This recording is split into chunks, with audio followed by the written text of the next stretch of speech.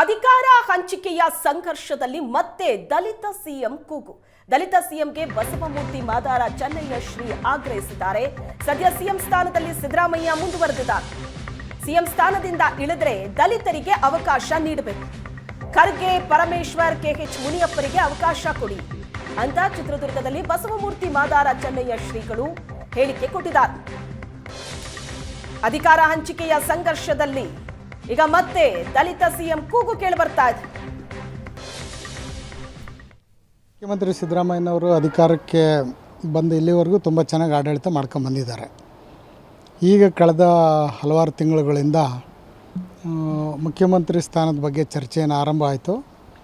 So ಅಲ್ಲಿಂದ ಇಲ್ಲಿವರೆಗೂ ರಾಜ್ಯ ಸರ್ಕಾರ ಎಷ್ಟೇ ಅಭಿವೃದ್ಧಿ ಕೆಲಸ ಕಾರ್ಯಗಳನ್ನು ಮಾಡಿದರೂ ಕೂಡ ಜನರ ದೃಷ್ಟಿಯಲ್ಲಿ ಭಾಳ ಅಭಿವೃದ್ಧಿಗೆ ಹಿನ್ನಡೆ ಆಗ್ತಿದೆ. ಬರೀ ಮುಖ್ಯಮಂತ್ರಿ ಬದಲಾವಣೆ ಚರ್ಚೆನೇ ನಡೀತಿದೆ. ಹಾಗಾಗಿ ಹೈಕಮಾಂಡ್ ಅವರು ಬೇಗ ಇದನ್ನು ಒಂದು ಇತ್ಯರ್ಥಗೊಳಿಸಿ ರಾಜ್ಯದ ಅಭಿವೃದ್ಧಿಗೆ ಒಂದು ಸುಗಮ ದಾರಿಗೆ ಅವಕಾಶ ಮಾಡಿಕೊಡ್ಬೇಕನ್ನೋಂಥದ್ದು ನಮ್ಮದೊಂದು ಅಭಿಪ್ರಾಯ ಇದೆ.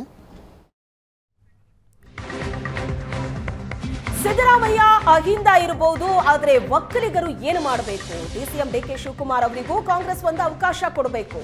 ಡಿಕೆ ಶಿವಕುಮಾರ್ ಭೇಟಿ ನಂತರ ನಂಜಾವಧೂತ ಶ್ರೀಗಳು ಹೇಳಿಕೆ ಕೊಟ್ಟಿರೋದು. ಡಿಕೆ ಶಿವಕುಮಾರ್ ಮೊದಲ ಅವಧಿಯಲ್ಲೇ ಸಿಎಂ ಆಗ್ತಾರೆ ಅಂತ ಅಂದ್ಕೊಂಡಿದ್ವಿ. ಸಿದ್ದರಾಮಯ್ಯನವರು ಹಿರಿಯರಿದ್ದಾರೆ, 75 ವರ್ಷ ಆಗಿದೆ. ಸಿದ್ದರಾಮಯ್ಯನವರಿಗೆ ಮೊದಲು ಅವಕಾಶ ಕೊಡಬೇಕು ಅಂತ ಕೊಟ್ಟರು. ಆದರೆ ಈಗ ಡಿಕೆ ಶಿವಕುಮಾರ್ಗೆ ಕಾಂಗ್ರೆಸ್ ಒಂದು ಅವಕಾಶ ಕೊಡಬೇಕು ಅಂತ ನಂಜಾವಧೂತ ಶ್ರೀಗಳು ಒತ್ತಾಯ ಮಾಡಿದ್ದಾರೆ.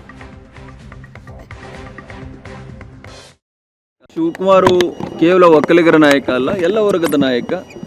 ಅವರು ಕೂಡ ಒಂದು ಅವಕಾಶ ಕೊಡಬೇಕು ನಮ್ಮ ಅಭಿಪ್ರಾಯ. ಹೈಕಮಾಂಡ್ ನಾವು ಭೇಟಿ ಮಾಡುವಂತ ಅವಶ್ಯಕತೆ ಇಲ್ಲ. ಶಿವಕುಮಾರ್ ಎಲ್ಲ ವರ್ಗಗಳಿಗೂ ಕೊಡುಗೆ ಕೊಟ್ಟಿರುವಂತ ಶಿವಕುಮಾರ್ ಅವರು ಮೊದಲನೇ ಅವಧಿಗೆ ಮುಖ್ಯಮಂತ್ರಿ ಆಗ್ತಾರೆ ಅಂತೇಳಿ ನಾವೆಲ್ಲ ಭಾವಿಸಿದ್ವಿ. ಆದರೆ ಅವರ ಪಕ್ಷದ ಹಿರಿಯರು ಇಲ್ಲ, ಸಿದ್ದರಾಮಯ್ಯನವರು ಹಿರಿಯರಿದ್ದಾರೆ, ಈಗಾಗಲೇ ಅವ್ರಿಗೆ 75 ವರ್ಷ ಆಗಿದೆ, ಅವ್ರಿಗೆ ಒಂದು ಅವಕಾಶ ಕೊಡಬೇಕು ಮೊದಲನೇ ಬಾರಿ ಹಾಗೆ ಅಂತೇಳಿ ಶಿವಕುಮಾರ್ ಅವರನ್ನು ಕನ್ವಿನ್ಸ್ ಮಾಡಿದ್ರಿಂದ ಮತ್ತೆ ಇನ್ನು 2.5 ವರ್ಷಕ್ಕೆ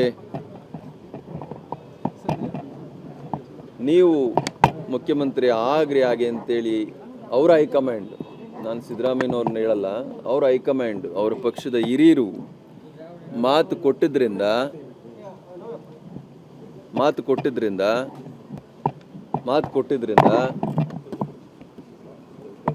ಇವತ್ತು ಎಲ್ಲ ವರ್ಗ ಮತ್ತು ಸಮಾಜ ಶಿವಕುಮಾರ್ ಕೂಡ